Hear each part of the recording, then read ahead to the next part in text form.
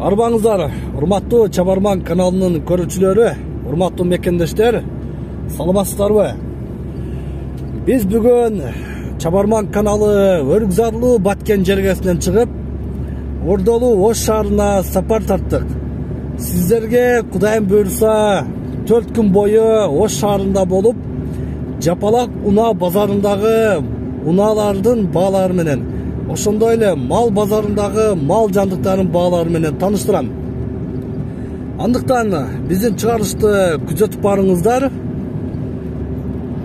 Мен азыр Баткен шаарынан 20 километрдей чыгып, Актурпак өрөөнүнө келдим. Кыргызстанга таанымал болгон Актурпак күрүчү мына ушул өрөөндө, тактап айтканда ушул жолдун боюнда нол жерлерде даярдалып өсөт ушул жерде. Актурпак күрүчү аябай даамдуу күрүч. Кудайым буйрса сиздерге күрүчтөрдү дагы бир атайын чыгарылыш кылып көрсөтөбүз бааларына. Биз бүгүн Ошко карай сапар тарттык. Урматтуу көрүүчүлөр, ак жол каалап коюңуздар. Мен сиздерге дайым ушул жакшы жаңылыктар менен алдында бөлүшөм.